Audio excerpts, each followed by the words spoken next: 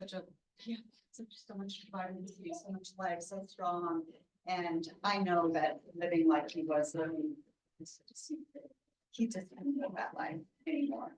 So I think maybe it helps to think that he is and is not suffering. And he's moved on to a better phase, so anyway.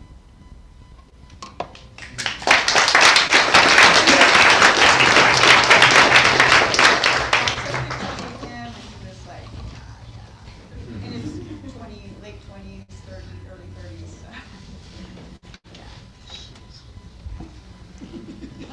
There are, thank you, Diane. I'm so happy you're here. It's great to see you. There are, it's interesting. I feel like maybe he just needed to be not in his body, because I feel like a few people have told me that he's come here and taken them down in the last few days. As a matter of fact, like we just saw Nuria say something, and Yeah, I feel like totally. he passed by in the car. And Fully. he's like, Fully. But Mestre Casa also told me she had an experience with him. This one was up all night with him. Oh, he put it in my leg, man. I couldn't sleep Monday to Tuesday morning. I'm like, they pulling it out of my bag all night long. Yeah. And then Master Jordan said, no, everything's okay, but he don't got the master right. And then my mind's like, something's wrong. Yeah. So he's a prankster, Mestre. He always was. Like, we used to have these. There was this one moment. I'm not going to tell another story because what I want to do is I want to allow us to eat, but I have to tell you this story because it's so funny. We were with Mestre Ezekiel and Mestre Gelon and Mestre Cornell, and there was like this toothpick thing, and everyone knew that the Mestre Ezekiel was going to go for a toothpick, and so Mestre Ezekiel went to the bathroom and they played with the toothpick thing and they set it all up so it looked like the toothpicks were still in the toothpick thing, but instead they were like upside down in this cup, and they put like the salt holder on top of it. They stuck a toothpick, and then Mestre or Casa sat there with the toothpick, and and playing with it. And so, of course, Mestre Ezekiel goes for the whole thing of toothpicks like all over the table. And Mestre fell off his seat laughing. But anyway, so as Diane said, she brought books. There are tons of pictures all over. There are really nice cards and letters on these, the Varal du Amour. There's even a picture in the building that has Mestre Hunt in a suit with a bow tie. So if you haven't taken a walk around, take a walk around. There's food over there if you're hungry, and I'm pretty sure we could have some capoeira if you want to do that. But if you don't, sit and keep talking. I just want to make sure that if it's time to move around, we can all move around. And there are some really fun things to look at in the building. There's also so Mestre Hunt has a daughter, Joania. She's 16. Wow.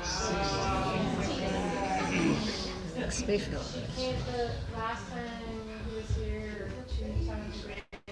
She was here with him, and it was really fun to meet her and see her.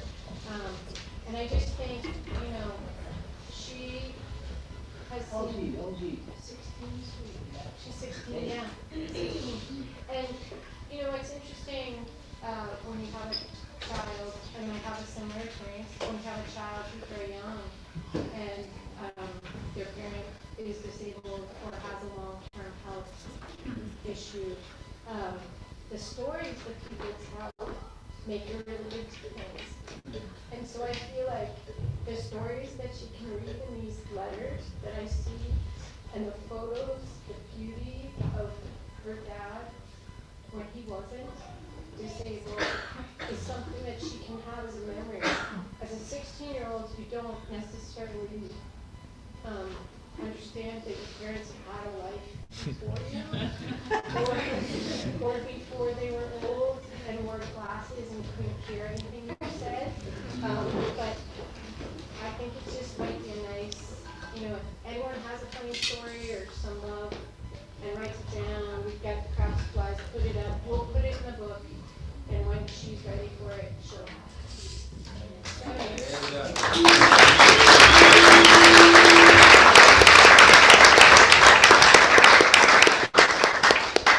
Just a really quick housekeeping message. If you have an instrument that is from the school, please place it back on the instrument wall. Just because I know how stuff goes, it will get lost if you guys don't. So please take care of the instruments.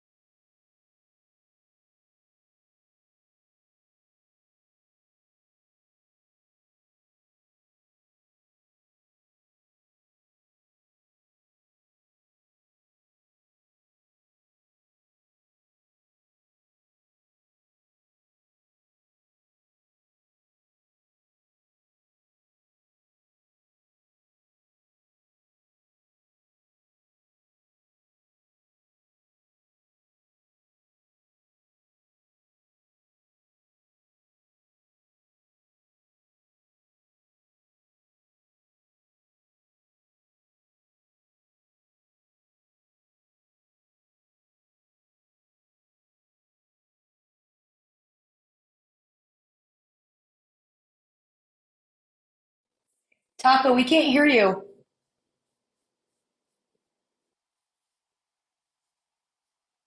Taco.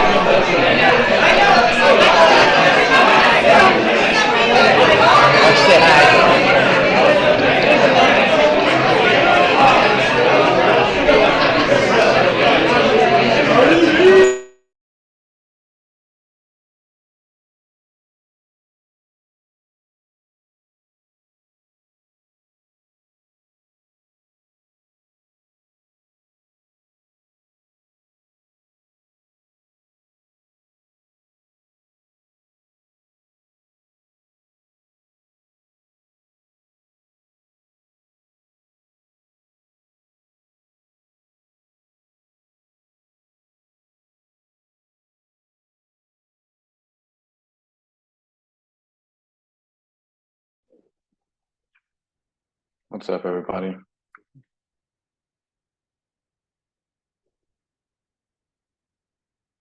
Hi, Kilo. Hey, hey. Hi. Wasn't that amazing to see all of those people in the room? Ew, Cravo was there. Right. I like He was her. singing my song. That's my song he was singing. Who is singing? Exactly. Like, oh my God, it's Cravo. I totally fangirled out when I saw Cravo. I was I like, know. Full on. Full on. So did I. Oh my God. Nice, silky golden voice. I've been singing that song all day. I've been walking around my house with a pandero singing that song all day. I must have sang it like 50, 11 times. Yeah, yeah.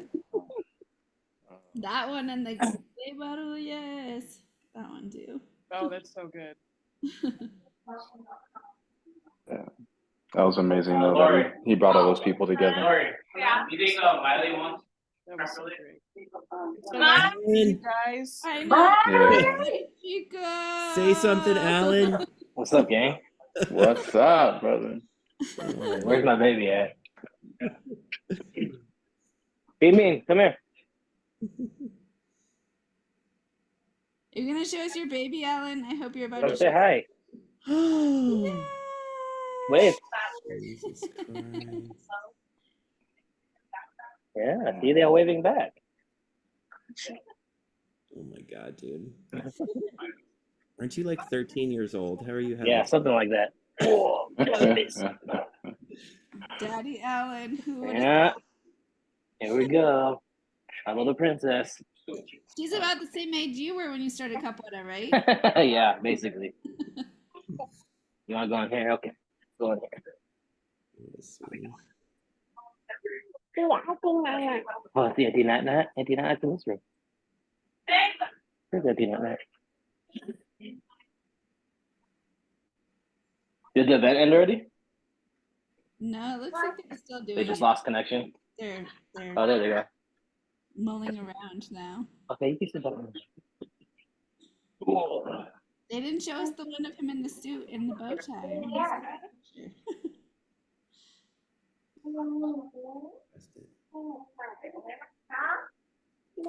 Look my AirPod. Show us the suit. Bow tie picture. Oh, so there it is.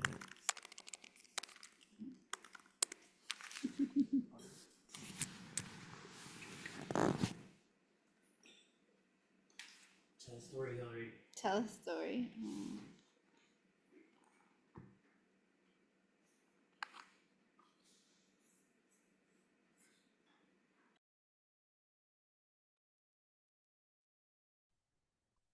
Coconut, I want you to tell a story.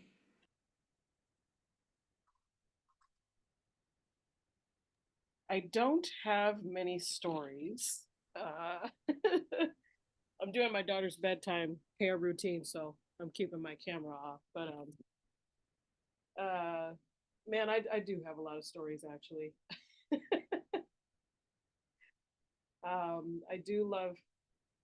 don't love how death brings everybody together. And I don't love that we make all these beautiful videos and amazing posts when the person leaves. You don't like. I don't like that pattern. You know, I wish we could do that more when we're alive, you know. But I do love seeing everyone, and I love this week seeing everybody's like heartfelt pictures and moments and all the beautiful energy that surrounded his departure. It's really given me a lot of peace. So just a unique part of our association, and such a unique individual that like encouraged everybody to go after it and get it. You know, I know there's a lot of women where Mestre has snuck up behind you and grab you by the arm and say, "I want to see a Harstetter," You know what I mean? I've had that experience many times, and I'd be like, oh, okay, now's the time. I'm on it. I'm going in there. I'm doing it, you know? Yeah, I'm gonna miss Mestre, huh? I want to know who he is. I'll let you know. Yeah, that was the thing I posted. He'd always, I think he liked it when women would go in and take down bigger guys. So he would always come and whisper in my ear and be like, go in there and take that guy down. Go and do a banda. Turbo, you got this, go in there. Like, push me into the front.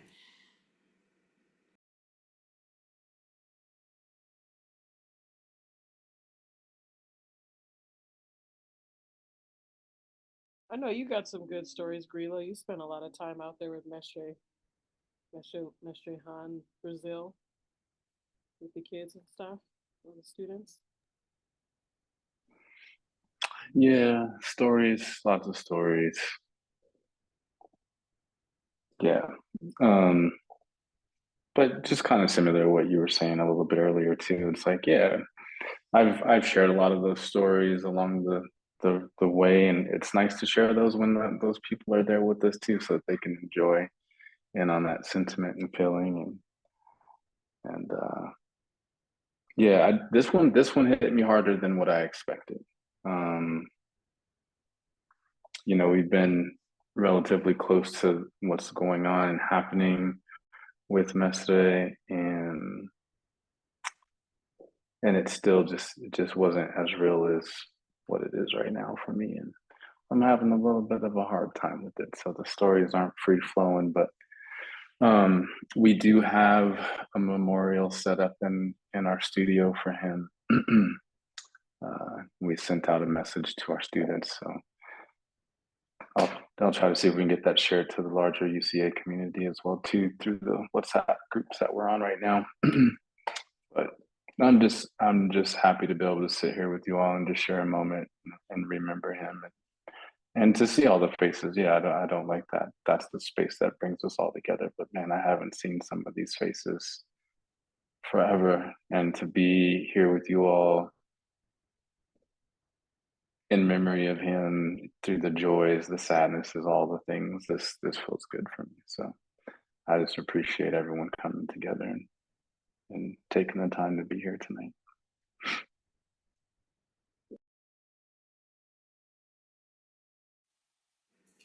Yeah, we love you guys. Hillary was asking me how many times, or like how much I had actually trained with him, and I was thinking about it, and I think it's only been once. It was really interesting how hard it actually hit me, and I think I've had about 3 or 4 conversations with him. I think I trained with him once, but it's amazing, like somebody you don't know that well can have such a big influence on your life. Hearing his music and almost like feeling his movement in Capoeira in me. And that one time I did train with him is probably one of the most memorable classes I've ever taken. It was at a Bachillerato in Denver, and I want to say it was like 2 days before the event actually started, and I went to a morning class, and I want to say there were like 3 or 4 people there with me and Mestre, and it was like, yeah, it was like 2 hours of sweat, not much talking. Yeah, it was incredible.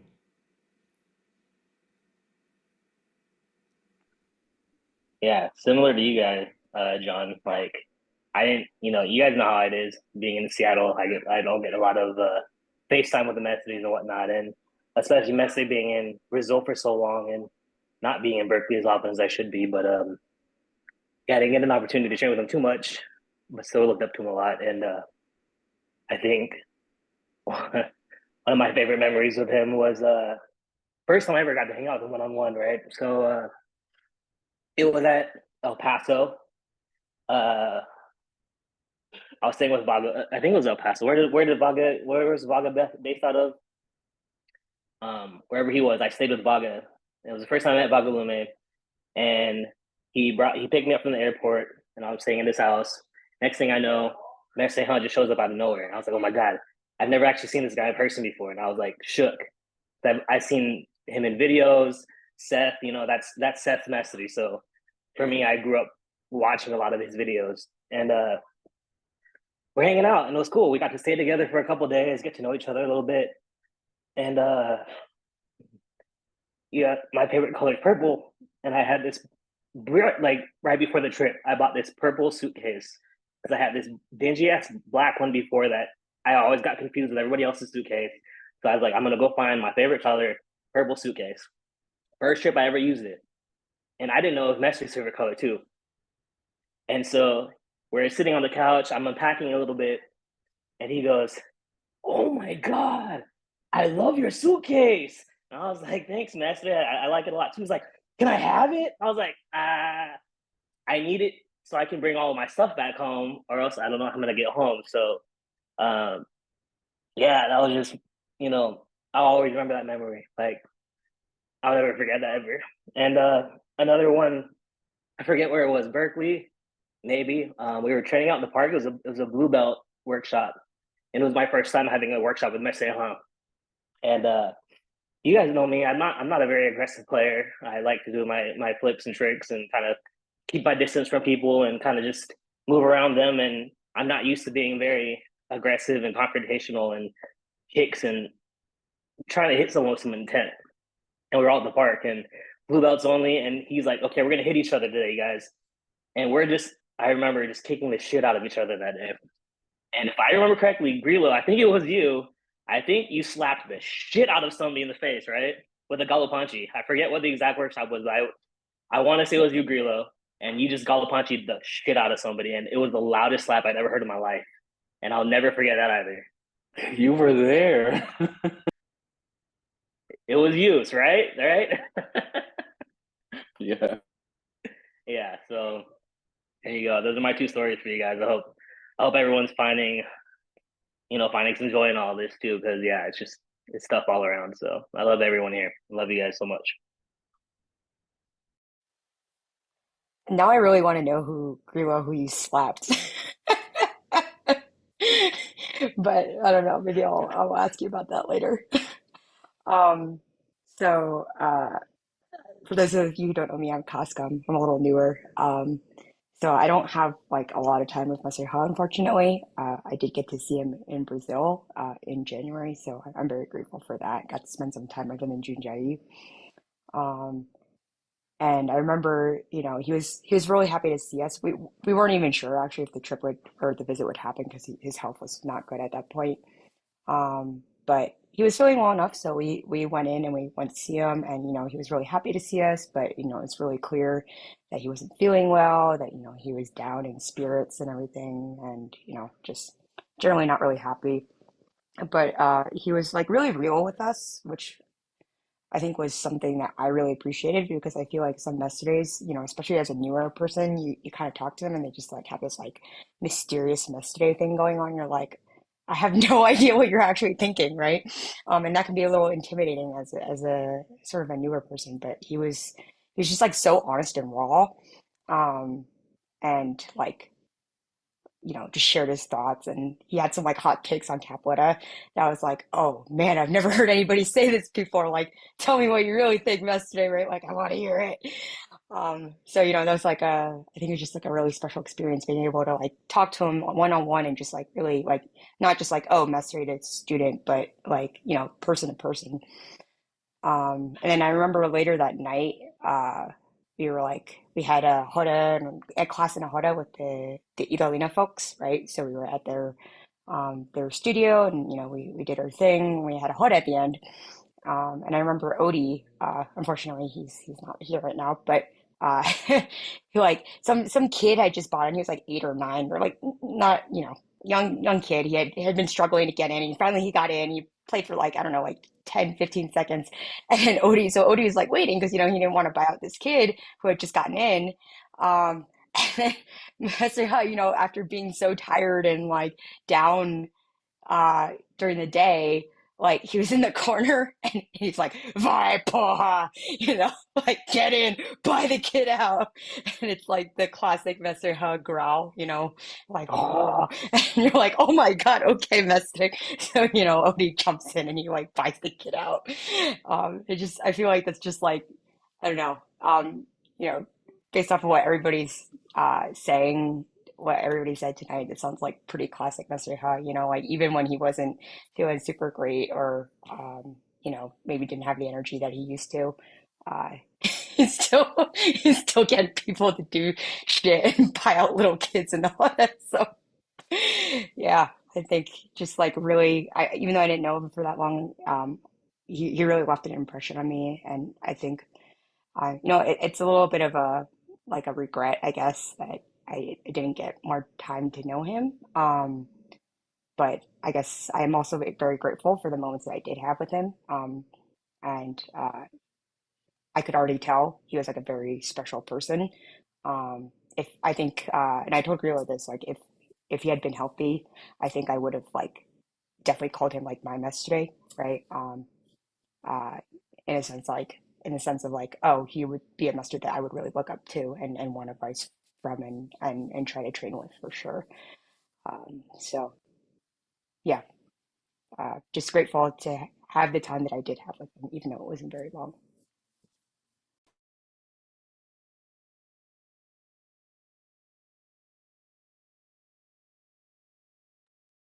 Hi. Can I speak? Yeah.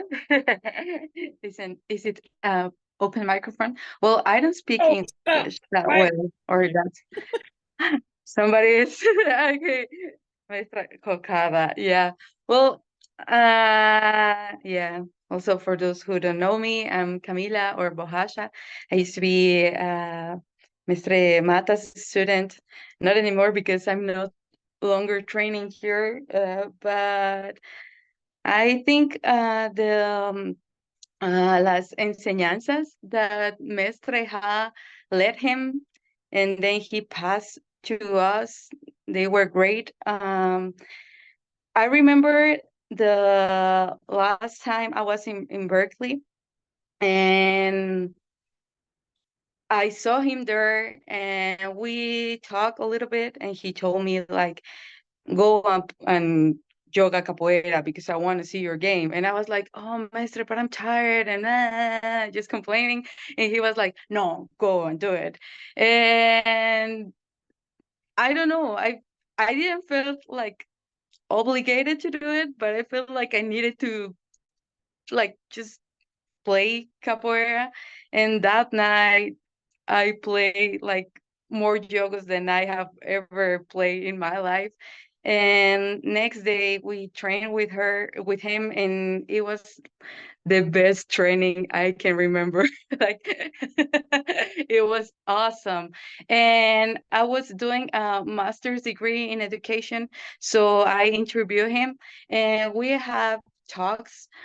And I remember this, it was really special because I felt I was feeling not great, and I didn't want to train anymore. But he told me that I should use my body because I wouldn't know how long it will last. So yeah, I don't know. I think that was something when he told me that, and I started training again because he told me that, and I was like, yeah, sure. Like, I don't know como how long my body is gonna be feeling okay or not, but he's telling me that, and I feel like I need to do it.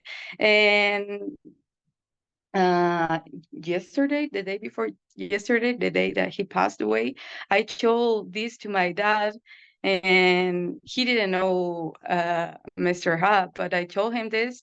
And today we went walking, we went for a walk to the park, and we saw this guy. And my dad has arthritis, so it's like when the bones are not okay and start like no sé cómo se dice en inglés, arthritis, but yeah. And he told me that thing that you told me about Mr. Ha, about using your body, I don't know, but that hit me hard. And so we went this motorcycle guy that his motorcycle wasn't working anymore. So he helped him, and he was like, yeah, the thing that Mr. Ha told you, it's important. I don't know how long my body is gonna last, or when I'm gonna be able to use it, but I'm gonna use it. So it's curious how powerful the words and the impact that somebody can have, even though you don't know him or you know him for a while. And I feel grateful that we're here and we got to know this amazing guy.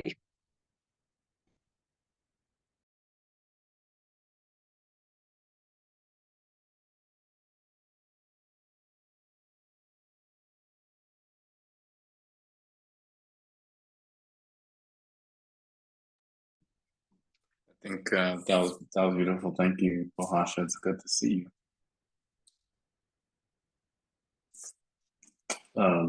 For me, the stories are kind of hard to come with because it's like a lot of the time that I spent with him living there was not doing the class or doing capoeira. Like we just spent a lot of like living time together.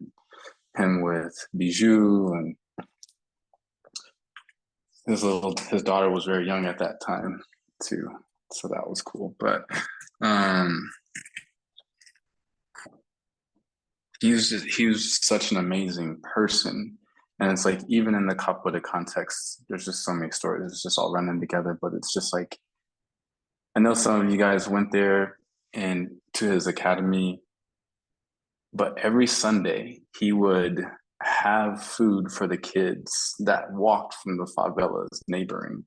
Like, and these kids will walk 4, 5, 6, 7 miles with no shoes on, no shoes, through the streets, Junjai and from the outskirts, to come be with him, to come drink in his energy. He was infectious, and like all of these kids, and I'm talking like anywhere between 6 and 7 to 11 years old. And they're walking by themselves or in groups, and they're just coming up here. And every Sunday he would feed them.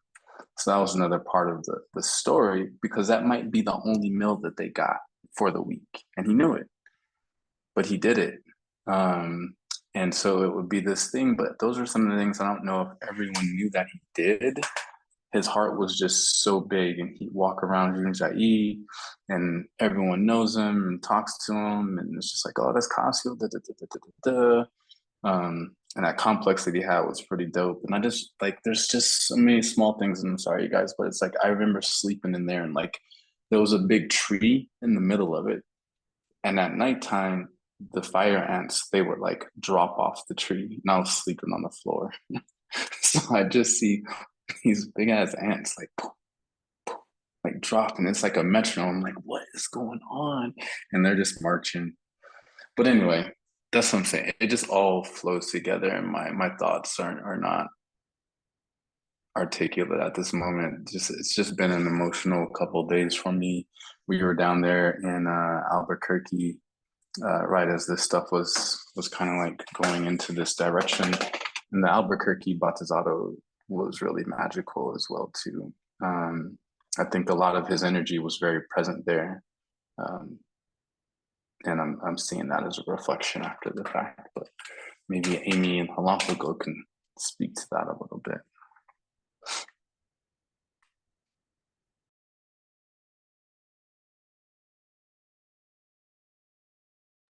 That's really cool.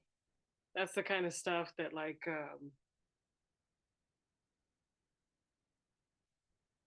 you know, like that's the kind of stuff that I like really feel like I know Mestre Ha about. Like, I feel like everybody's sharing the same kind of sentiment of the story, which is fine, you know, because that's like one of our experiences as you're a student and you have these experiences in the Hada and stuff like that. But like, I think what reigns to me is like, you know, these just human to human conversations that I would have with him, and the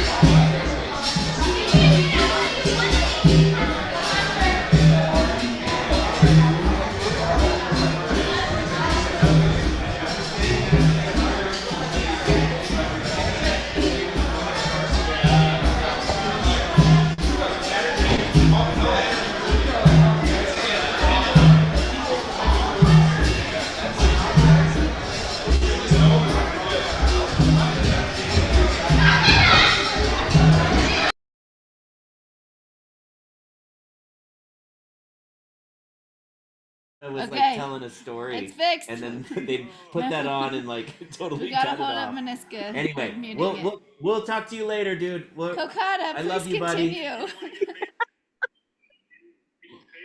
No, all these people on the Zoom call are like telling stories about Mestre and being all intimate and shit. So we'll talk to you like later tomorrow, okay? Okay, sounds good, buddy. Will do. All right, bye. We're having our own thing here. Kokata, please continue. Yeah, man, I feel like I just got the biggest galopanchi ever, like out of nowhere. It's like, okay, I'm out of here. I'm gonna go sit down in the Honda now. Thanks. Can I sing? You know what I mean? The fuck. Yeah. So anyway, I had a lot of awesome conversations about nature with Mestre and music and land and stuff like that. And I just remember kind of like as those conversations would happen when I would talk to him, I'd be like, oh, he's a real person. Like he's more than just a Mestre. He's like a really nice man who is just wants to be more than just capoeira. Like he's, you know what I mean? And I just really loved that. And I just miss him. And, I met him when I was 15 and, you know,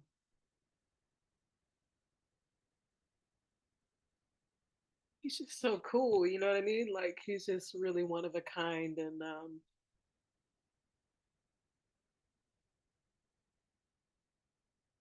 yeah, I wasn't prepared for the emotions. I thought you can never prepare for uh, passing and stuff. But and for me personally, it's like Dondi passed away, and now it's Mestre Ha, and it's gonna be really hard with Mestre Corleone, and that's just really how I've been feeling. But I was not prepared for that, and I love you, Kokata. you too. And it's really just our time to take in all the lessons that they've taught us and really care and push forward what we know and what we've learned and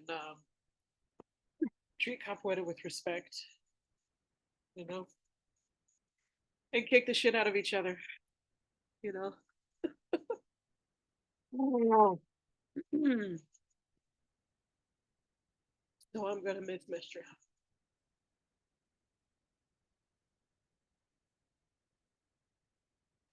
But I'm really happy that we got to meet him and spend time with him and enjoy his energy and laugh with him. He's amazing. So yeah, we're lucky. We're very lucky.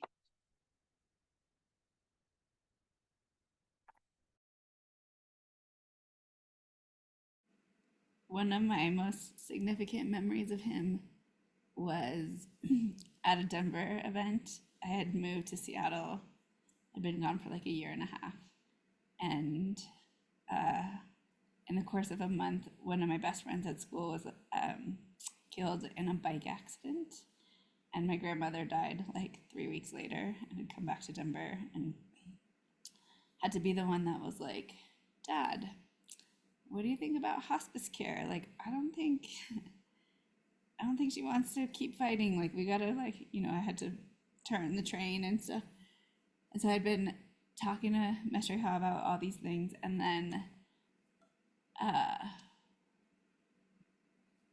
at that party I got way too drunk and like threw up in the lawn and was like, John called it my supernova night. And I saw Mestre the next day and I was like, I'm like so embarrassed. And he was like, your heart is going through too much, Hillary.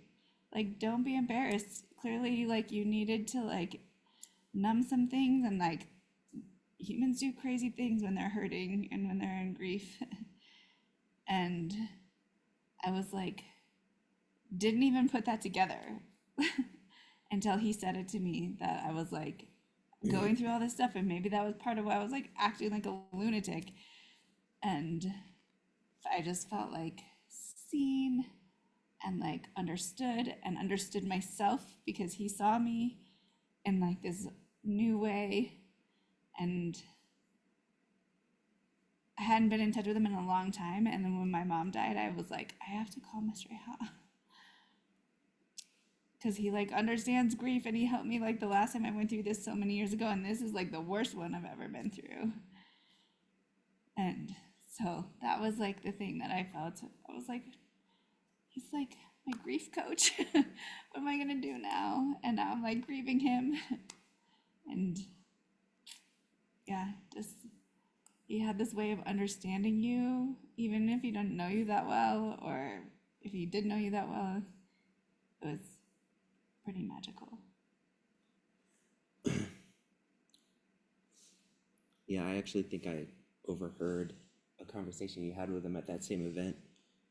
And you were talking about Autumn, and I remember he said something about her energy like still being present, and I could like see him crying and weeping, and I was like, I don't think I'd had any conversations with him up before that point, and so it was really interesting to see, somebody so vulnerable, and also somebody just so in touch with their emotions, kind of hearing about one of their students or one of their friends who's lost somebody. And yeah, he seemed like seemed very like an empath. Like, he felt everyone around him, and he read energy really well.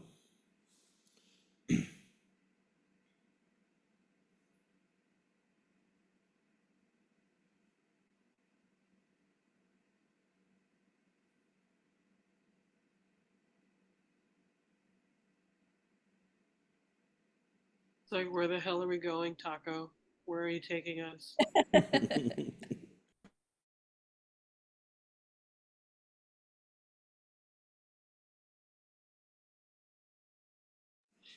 Checked in with Sue Ellen, and she said she needs space. Said, I'm just calling you to see how you're doing. And she said, I'm fine. She didn't say I'm fine. She said, we're all feeling everything, but I do need space. But hopefully we'll see her in December in Berkeley. So if you guys can make it in December in Berkeley, that would be a really great thing. Oh. Right now, I kind of feel like if you ain't a horse, you ain't talking to Mestre Suella right now. Yeah. She needs her some space for real. Um, she's dealing with her own reality, with Mestre Accordion every day. So Mhm. just keep her in your thoughts.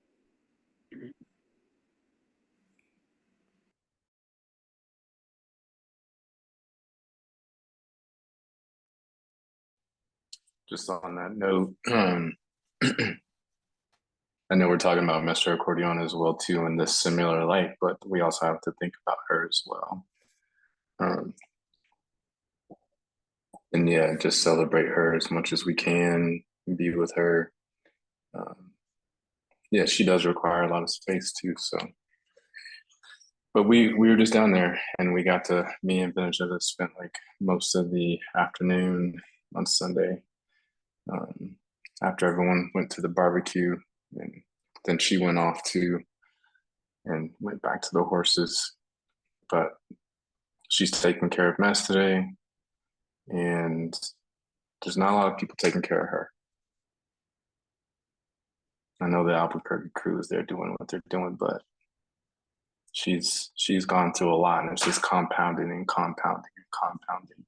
And then she's taken on all of our stuff as far as all the teachers and leaders and the people and the groups and all the things. And she's hurting a lot. So whatever you guys can do.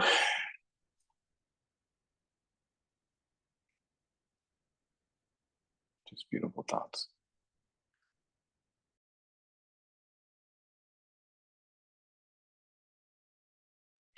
Kokata, what's going on in December?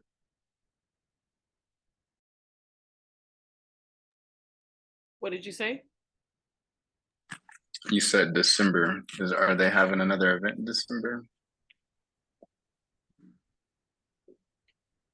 But I don't know. I talk with Laura often. So, but I think everybody has lots of conversations. But I think, yeah, something's going to be happening in December in Berkeley. Okay. I'll chat with you later. Am I in trouble? Just kidding. Yeah, I'm in trouble, so I don't know what you're talking about. Yeah, we got to really be prepared for anything. I mean, I was really trying to get out there, but I have a lot of important meetings tomorrow and starting at 9 o'clock in the morning. So it wasn't possible for me to get to Berkeley, but I took today off and was going to get on a plane. It just didn't happen. So Yeah. but it's okay. It's fine. Sometimes I just a little older now, so I have to make other choices. I have to be a little more responsible. Yeah. Costco, you hearing this? I'm hearing it, but I'm not hearing it, if you know what I mean. Sorry, Costco, this is my student. Her ass is everywhere. I did a count of the number of events that I've done this year, including our own. I'm at 13, so I'm not done yet. Dang girl, you rich, huh? That's amazing. I'm really good at buying airplane tickets. She doesn't have to buy one for a kid. That really helps. That's true. Also that. Also, I work remote, so I can always just. But yeah, if you want any tips and tricks, let me know. Just your credit card, that's about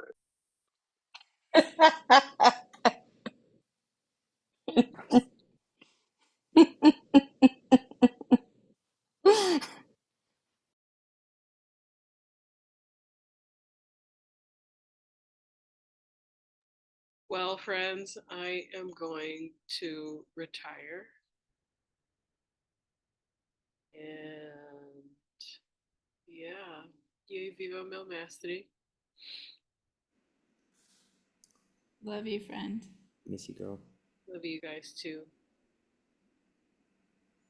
I hope you have a great weekend, fabulous month. At the beginning of September, I hope it starts cooling off here in Tucson. It is still in the 90s. I am baking. I taught my first capoeira class to my kids at Waldorf, which is the school that I work at. And I was telling Laura this because we were just like, I had this weird thing happen to me today. And, it was just, we were just like, yeah, me too. And I was like, I was teaching the kids, like, I had like 10 kids in my class. And this is the first class. So I just throw a bunch of stuff at them to see what they can do physically. Like, can they, how is their stretching? How is their ability to take 2 or 3 things to do with their body and then repeat it? And how good is their response and call? Who's shy at singing? And I just try to like throw lots of stuff at them, at the very first class, And like one of the things I was doing was like, so what you guys are gonna do is you're gonna cocorinha, and then you're gonna bensao, and then you're gonna squat jump forward. And then like I showed the example, and as soon as I squat jumped forward, both of my feet went up in the air, and I like fell straight on my ass, and I was like, it's like in my mind, I'm like, yeah, thanks, Mestre. I got it. Fine, I'll take that. You know what I mean? But it was just, I have never fallen like that. Like, I don't remember the last time I fell like that, like for real. You know what I mean? And it was like such an ass fall. Like, it was like boom, boom. You know what I mean? And I was like, okay, well, I love you. And thanks for the reminder, And the kids were like, oh my God, Mestra Kokada, are you okay? Like, yes, Timmy, I'm fine. So it was a cool moment. So I don't know. But yeah, it's a really cool program. And year before last, Mestre Hekruta came out and did a little bachizado with the kids that came. I had 7 students that time, and he did so well with them, and they just were so good. They were just did everything that he taught, and he's like a phenomenal teacher with the kids as well as the adults, and like it was just really cool. So and then half of them are back this year, so it's really nice. So yeah, no more squat jumps after the cocorilla. You're gonna fall on your ass. Be careful. It's weird. Anyway, boa noite. You couldn't even play it off though. Oh yeah, there was no. I could not. There was no. Okay. It was like a clean. You know what I mean? Like it was like I was like, oh, that wasn't normal, but I know what if that was. So I look for Mestre Hot everywhere. He's everywhere. So yeah. Thanks for sharing that one. Yeah. Good night, friends. Good night. Slumber party. I'll see you guys. Good night, everybody. I'm gonna take off too. Thank you. Yeah. Anytime. See everyone. Night. It was Good night, Gonsu, everyone. Alan. It was Gonsu who I slapped. Oh, That's Slap right. King, right? Yes, Slap slap King. king. That's right. That's right. Amazing. All right, Good guys. All right. Good night, everyone. Good night. Good night. Call soon, Relo. Call soon. Yes, we got chat. Right. Okay. Bye. Bye.